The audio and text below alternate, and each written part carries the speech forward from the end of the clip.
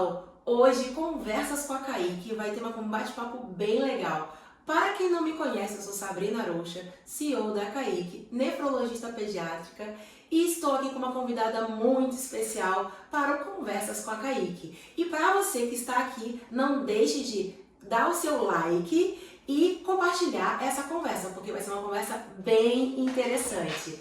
Doutora Fernanda, tudo bem?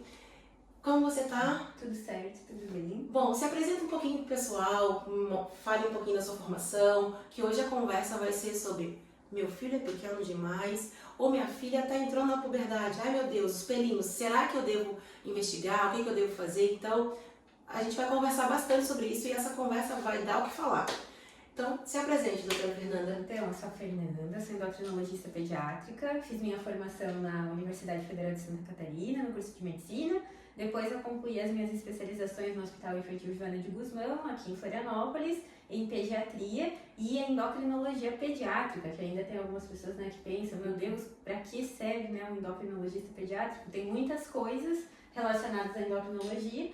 A endocrinologia dentro da pediatria, eu diria que cuida do desenvolvimento, né, como a pediatria, mas de uma forma com um olhar ali mais atento a essa questão hormonal, que é o que vai fazer justamente, né, a gente crescer e também o indivíduo se tornar ali de uma criança para depois um adolescente, um adulto, poder ter os seus filhinhos se quiser, enfim, tudo isso. Então, Fê, a gente pode até agora começar só aqui entre a gente, entendeu? Pra ficar uma coisa bem podcast mesmo. Só pra gente não precisar ficar falando ali pra gente não se perder, tá? Aqui pode colocar de repente uma vinhetinha. Isso. Né? Conversas com a Kaique, a gente pode fazer uma musiquinha e daí corta pra cá. Isso, aí essa parte eu vou cortar, porque a gente tá falando isso. Então, doutora Fernanda, quando... Vou voltar de novo. Então, doutora Fernanda, muitos pais ficam assim... Então, meu filho é pequeno, será que ele é pequeno porque eu sou baixinho, ele vai ser baixinho também? Ou será que está pequeno demais? Eu sei que isso é uma preocupação com a estatura da criança. Até quando ele é um pouquinho maior, ali 6, 7 anos, é o primeiro da turma, é o menorzinho, os amiguinhos estão um pouco mais, com uma altura maior. Primeiro, quando essa família precisa investigar com o endocrinologista? Primeiro, eu acho que é bem importante frisar o acompanhamento regular com o pediatra, né? Então, desde o início da nossa vida, a gente vai ter aquelas curvas do crescimento. O seu pediatra sempre precisa usar uma curva de crescimento. Porque pra gente olhar e dizer se a criança tá boa no peso ou tá crescendo bem, que é uma pergunta extremamente frequente, né? Em plantão, em consultório. Geralmente tem aquele pai que pergunta, tu acha que tá bom, tá legal? Até em jantar de amigos, né? Eu sempre digo, eu não tenho como dizer porque eu preciso de um gráfico. Então eu preciso do gráfico de estatura e de peso. E isso é bem comum, né? Eu que trabalho em hospital, às vezes a pessoa vem, você acha que ele tá no peso ideal ou no tamanho ideal? Só que, se não tiver o gráfico, pelo olhômetro a gente não consegue ver. Isso. E por isso que é bem importante mesmo, eu falo que é aquela frase, né? Precisa ser um pediatra para chamar de seu. Isso, um pediatra que use os gráficos, que olhe, que pese, que meça, né? Sem sapato, as crianças menores sem a roupinha também, com aferições precisas, né? Porque isso vai dizer muito da saúde da criança. Então, tem algumas questões muito mais raras que levariam a consulta com o endocrinologista pediátrico em relação ao crescimento desde o primeiro ano de vida, né? Então, por exemplo, o hipotireoidismo congênito, que é algo que a gente identifica no teste do pezinho. Desde o início, se a gente vê que tem alguma disfunção tireoidiana e não for tratado, que graças a Deus hoje em dia isso não acontece mais por conta do teste do pezinho, a gente tem que iniciar esse tratamento para que essa criança cresça.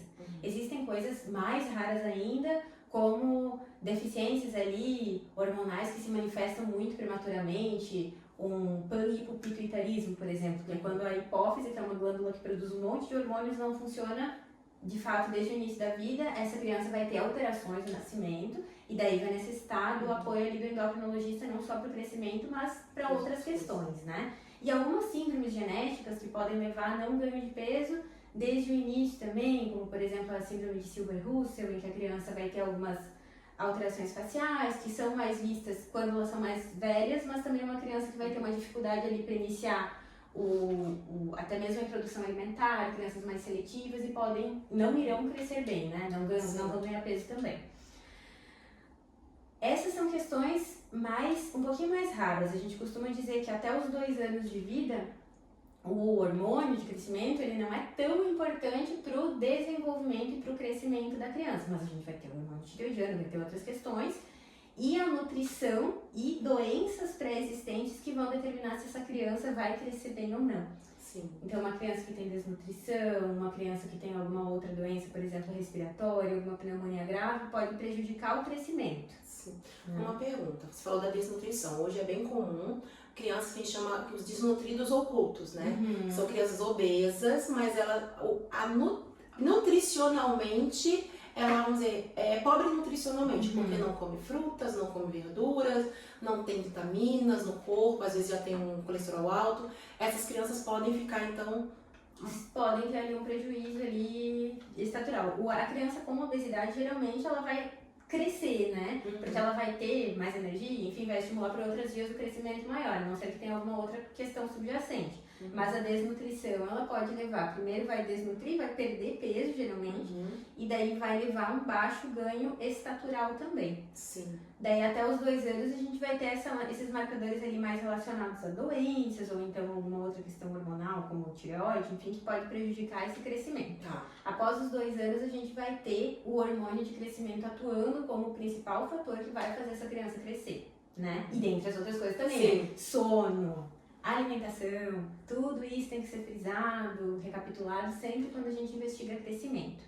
Então não existe uma idade mínima para encaminhar para o endocrinologista, né? A gente só tem que ver se está de fato comendo direitinho, está ganhando peso, pensar, descartar outras causas, e dá para pedir o nosso apoio sim para a investigação, né? Os pediatras muitas vezes encaminham, né, para nutri, encaminham para endócrino para ver se tem algo mais ali. O nascimento tem a ver se a criança é pequena para a idade gestacional, grande, ou se nasceu normal? Isso tem alguma relação também com o tamanho? O pequeno para a idade gestacional, ele é uma criança que tem que ser olhado com outros olhos pelo pediatra, né? Toda criança precisa de atenção, o pequeno para a idade gestacional precisa de uma atenção dobrada. O pequeno para a idade gestacional, não o prematuro. Claro que o prematuro precisa também, né? Mas quem vai ter ali alguma interferência maior em ganho estatural é o PIG, é o pequeno para a idade gestacional. Então, pode ser uma criança que nasceu com 39 semanas, mas nasceu com um peso abaixo da média, uma estatura abaixo da média. Se essa criança não recupera até os 2 anos de idade, ou seja, não entra no seu canal familiar de altura, ela precisa ser avaliada pelo endocrinologista.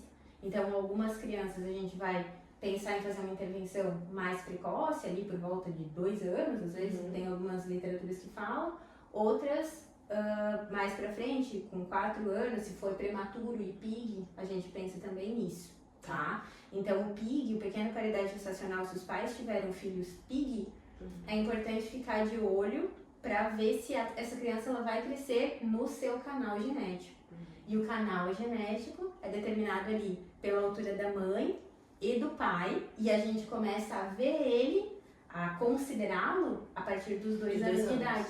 Que antes dos 2 anos são outros fatores. Outros fatores. Daí depois é mais genética e também o hormônio de crescimento. Fê, vou te dar um exemplo, tá? Então, assim, uma criança que já tá com 3, 4 aninhos, então já passou dessa fase ali da gente pensar em síndrome genética, hipotireoidismo, essas doenças, né, que são mais raras. Passou disso, aparentemente uma criança sem nenhuma comorbidade, nenhuma doença, né, uma criança saudável, só que ele é pequenininho, ele é o pequenininho da sala. E a família tá meio desesperada, que eu acho que é o caso mais comum, assim, do dia a dia, até para quem está nos ouvindo. Ah, meu filho tem 3, 4, 5 aninhos, ele é o pequenininho da sala, aí levou no endócrino. O que o endócrino vai fazer diferente do pediatra? Então, a gente vai ter que fazer uma investigação do porquê que essa criança é pequena. Primeira coisa, como é que é olhar para a família dessa criança, né? A gente tem esse alvo genético que é determinado pela altura da mãe e do pai, somados, mais 13 se for menino e menos 13 se for menina, dividido por 2. Nesse alvo genético, a partir dele a gente vai ter o canal genético, mais ou menos 5. Então a gente vai ter a nossa curva de crescimento com os percentis e a gente tem que ver se essa criança está crescendo dentro do percentil. Ela está abaixo. Como é que é a velocidade de crescimento dessa criança? A velocidade de crescimento, como é que eu vejo isso? Se a curva do meu filho é linear, ela acompanha a curvinha do gráfico, sempre ali subindo, nunca tendo degraus, provavelmente é uma boa velocidade de crescimento. Se a criança se mantém no seu canal, tá? Essa criança, a gente daí vai ter que avaliar como é que está essa idade óssea. É uma idade óssea que está atrasada, que a idade óssea é a maturação do nosso osso, né? O quanto ele está fechado. A gente nasce ali com as cartilagens que vão se ossificar ao longo da vida. Se é uma criança que cresce com boa velocidade e tem uma idade óssea um pouquinho atrasada, às vezes é alguém que está só crescendo um pouquinho mais devagar, que é, por exemplo, o retardo constitucional do crescimento de puberdade. Essa situação igual merece atenção, Sim. porque a gente tem que ver se vai ter alguma desaceleração, se essa idade óssea vai se manter atrasada e ver se essa criança foi pequena para a idade gestacional. Entendi. Porque se ela foi pequena para a idade gestacional e eu tenho uma idade óssea bem atrasada, não quer dizer que a gente não vai ter que fazer nada, porque no pequeno para a idade gestacional a idade óssea não é tão confiável quanto para uma criança que não foi pequena. Ela pode acelerar rapidamente, então é outra coisa que a gente tem que avaliar. E a gente vai ter que, de qualquer forma, descartar outras doenças. Se eu tenho uma criança, então, que está abaixo do seu canal genético, além da idade óssea, eu vou ter que pedir exames. E, principalmente, se a gente tiver esses degraus que eu falei, essas desacelerações, que podem me indicar alguma outra doença. Até mesmo que a família tá vindo assim, meu filho não tem nada, é super saudável, Isso. mas às vezes a criança tem uma doença que a família também Que não sabe, né? Então tem que descartar essas Isso. doenças. Inclusive, a principal causa hormonal de não crescer não é deficiência de hormônio de crescimento, é a tireoide. Então, o hipotireoidismo me leva a uma desaceleração, me leva a ficar abaixo. Outras doenças, doença celíaca, doença inflamatória intestinal, doença renal, né? Teve uma menina lá no infantil que foi descoberta a doença renal crônica dela numa investigação embaixo da estatura. Ela tinha insuficiência renal e não se sabia. Então, uma coisa que é muito importante é que a gente não está só vendo a altura. E a gente, numa sociedade que está visando muito estética, que está visando muito tratamentos, às vezes, que não são necessários, a gente não está falando aqui sobre meu filho é pequenininho e eu estou triste por causa disso porque eu quero que ele meça 1,90. Então, não é isso. A gente tem que avaliar o crescimento e ver se essa criança está menorzinha. Será que tem alguma coisa que está impedindo esse crescimento? Porque quando eu tenho uma criança que cresce bem, muito provavelmente a saúde dela está bem, né? Tanto que tem algumas correntes da pediatria que nem pedem muitos exames se a curva vai bem. Sim, Né? e até mesmo por isso que é importante a questão que a gente falou lá no início, do teu pediatra para chamar de seu. Muitas famílias levam a criança no pediatra no primeiro aninho, no segundo aninho, depois só se fica doente. Só que não é assim. A gente vai avaliar se essa criança está saudável na consulta de puericultura, que é a consulta de rotina, que vai pesar, vai medir, vai ver as vacinas, vai ver a alimentação, se está alimentando, se está alimentando bem, orientar essa família. Então essa consulta completa com o pediatra é importante, porque você está vendo ali, está prevenindo doenças, né? Isso. E aí, se tiver alguma coisa errada, peraí, vou chamar o especialista, vou indicar o especialista para antever e tratar o mais precocemente possível, né? Porque se você sabe de uma doença com 3 anos, é diferente de se descobrir com 10, com 15. Isso. E o nosso não crescimento, o normal é a gente crescer, né? Então, se não está crescendo, tem que ver se tem algo errado. Às vezes, vem, observa, a gente olha, não, tá crescendo no seu alvo, tá indo bem, a idade óssea tá um pouquinho atrasada, velocidade tá boa, situação tranquilizadora. Mas é importante investigar e fazer esse acompanhamento regular. Até pra gente ter os dados, né? Olhando pra trás, como é que foi a história dessa criança. Porque eu só construo curva se eu tenho medidas anteriores. Bem isso. Então é importante esse acompanhamento regular. E assim, criança cresceu, tá entrando na puberdade, que é outra fase também. Só leva na emergência quando está doente, que não deveria. Porque começa ali a criar pelinho, as meninas criar mama, o testículo do menino crescer. Quais seriam os principais sinais que a criança tá entrando na puberdade, tá ficando mocinho ou mocinha? Então, o que é normal da gente saber, né? E que a gente não sabe. A gente vai descobrir isso ali se a gente vai estudar medicina ou tiver alguma outra profissão relacionada à saúde. A gente é pouco educado para saber uma coisa que é muito importante, que é o início da puberdade, né? Então, a partir de que idade que é normal começar? Nas meninas, 8 anos. Nos meninos, 9 anos. E qual que é o primeiro sinal? É pelo? É cheiro embaixo do braço? Isso pode compor o quadro. Mas o marcador de puberdade nas meninas é o desenvolvimento do broto mamário. Então, se tiver aquele carocinho ali que tem atrás do mamilo e estiver sentindo dor antes dos 8 anos, precisa ser avaliado. Então, pode ir ao pediatra, ver se está tudo bem. Não precisa ter pelo ali. E pode ter pelo e não ser puberdade, tá? Então, na menina é o broto mamário. No menino é o aumento do volume testicular, acima de 4 ml. Às vezes é difícil, né? Como é que os pais vão ver? A gente mesmo usa um equipamento chamado orquidômetro para ver como é que é o tamanho desse testículo. Os pais em casa podem perceber ali se tiver alguma alteração na bolsa escrotal, no testículo. Isso é normal acontecer após os 9 anos. Os pelos também deveriam respeitar isso. Então, se tem pelos antes dos 8 anos nas meninas ou antes dos 9 anos nos meninos, também a gente precisa de uma avaliação. O pelinho ele pode vir da glândula adrenal. Então, ele pode ser ou uma adrenarca precoce, que é quando essa glândula adrenal que fica sobre o rim e produz hormônios masculinos acorda um pouquinho antes da hora, ou pode ter alguma doença que a gente não percebeu antes. Já quero até citar sobre uma doença, tá? Durante a minha formação de pediatria, eu cheguei a ver crianças, na verdade, assim, até menores, de 4 aninhos, com pelos, e pelos grossos, não é aquela coisa pelugem porque é muito peludinha, mas era pelos grossos mesmo na região pubiana. E isso era ligado a uma doença tumoral. Queria que você falasse muito disso, porque eu lembro do caso clínico, quando foi, né, discutido no hospital, e aí tinha uma outra criança que morava no interior, então por isso que é importante a gente falar aqui, porque esse vídeo vai para muitas pessoas desse Brasilzão imenso, até do mundo. E era uma criança do interior que o médico desinformado, tadinho, não era acostumado, nunca tinha visto, e olhou a criança com 3, 4 aninhos com pelos grossos e falou pra mim, não, é só raspar. E aí isso era um tumor. Então assim, a questão não é assustar quem está aqui escutando a nossa conversa, mas, então assim, 8 anos, 7 anos, ter um pelinho pode ser uma puberdade precoce. Muito criancinha, teve pelinho, que pode ser um tumor, né? Que ele é frequente, inclusive em crianças pequenas, né? Os tumores que eu acompanhei eram de crianças ali na faixa etária de 2, 3 anos também, né? Pode ter alguma situação tumoral também mais pra frente, né? E a gente tá na região, aqui na CAIC, né? Nós estamos na região sul do Brasil. E a região sul do Brasil é uma região do mundo que tem uma alta incidência de tumor adrenal. Então, se eu tenho pelos numa criança antes dos 8 anos nas meninas e antes dos 9 nos meninos, a gente também tem que pensar nessas coisas, né? Então, quando a gente pede ali exames de marcadores tumorais, enfim, ou desconfia disso, a gente também não quer assustar os pais, mas pensar que pode não ser só, não, a puberdade tá começando mais cedo, mas eu não me importo, não dou tanta bola, assim, não tem problema. Sempre tem que ser avaliado porque é que existe um pelinho ali onde não deveria. Outra causa de pelos que está acontecendo bastante, né? O uso de testosterona tópica.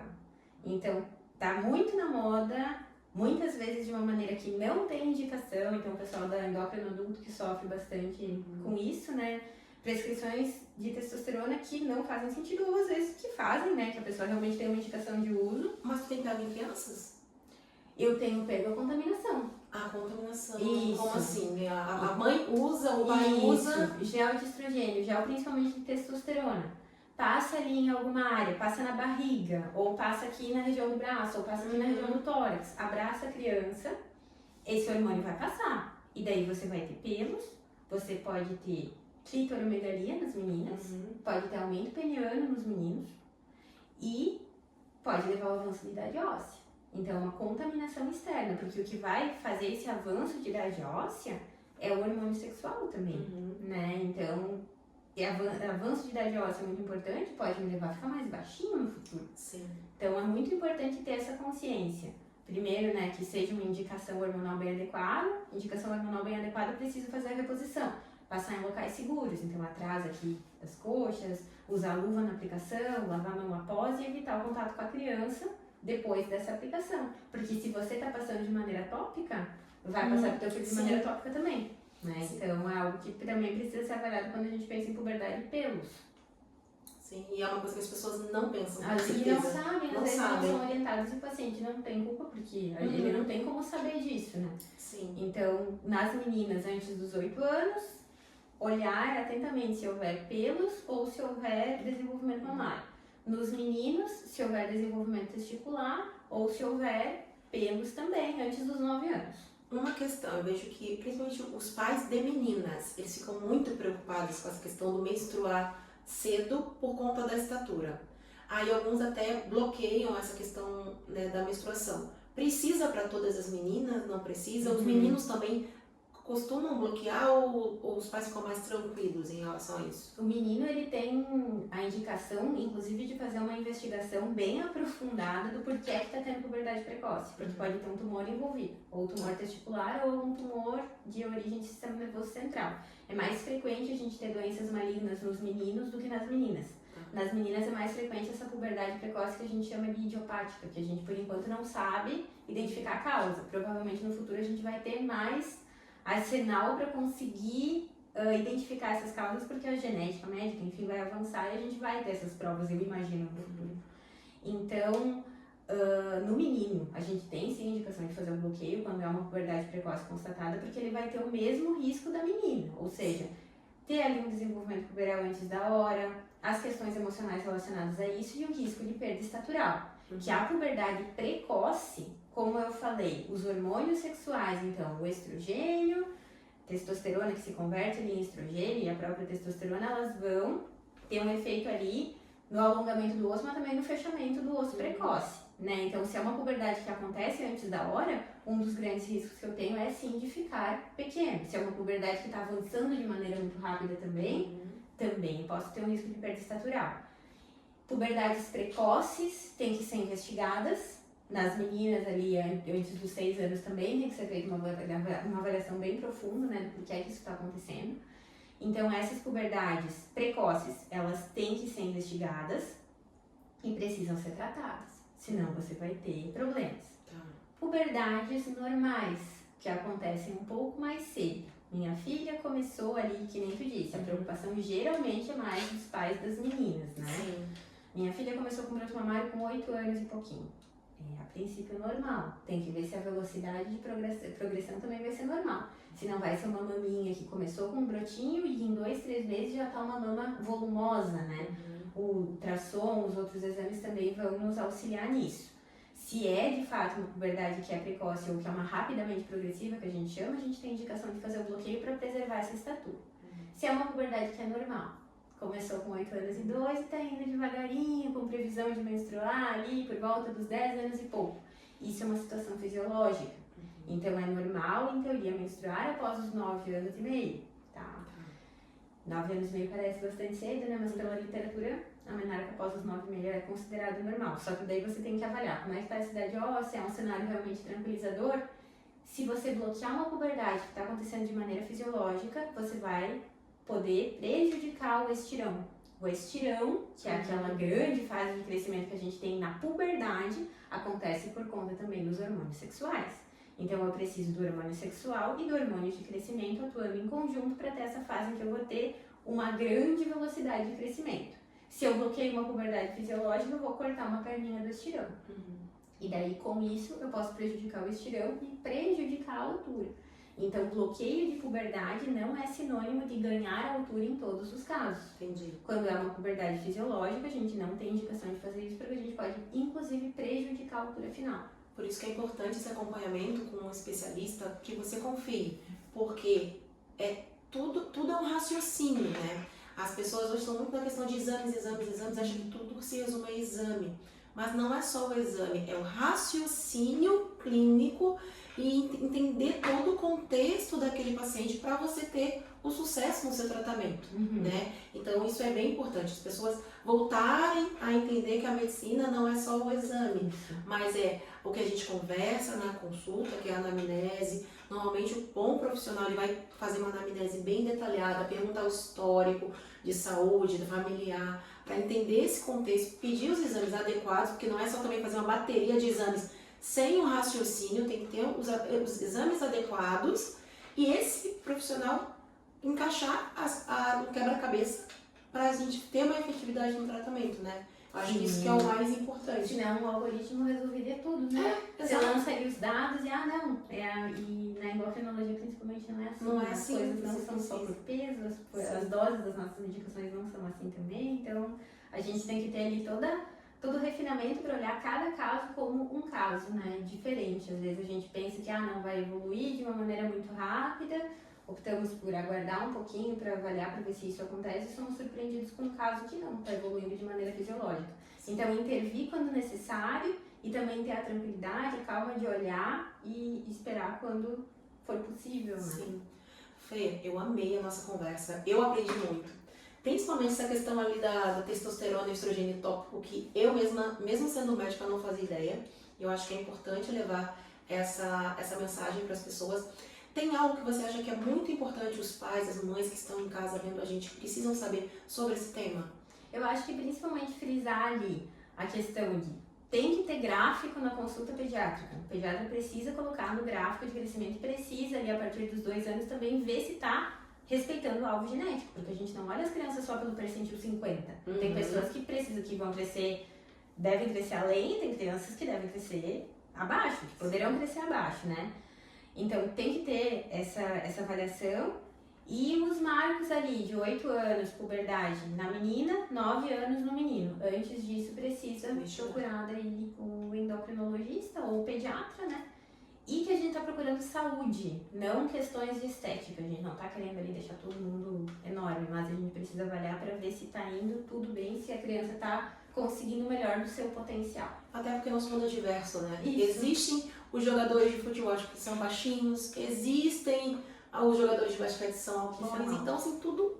A gente tem esse mundo diverso, não adianta achar que todo mundo vai ter que ter 1,70 m, 1,80 m, que não vai ter. Agora, temos que lembrar que se for algo que está patológico, que não está sinalizando saúde, procure ajuda.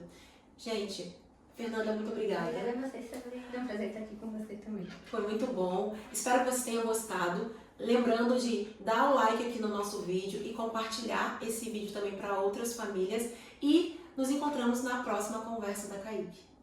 Até mais. Até, tchau!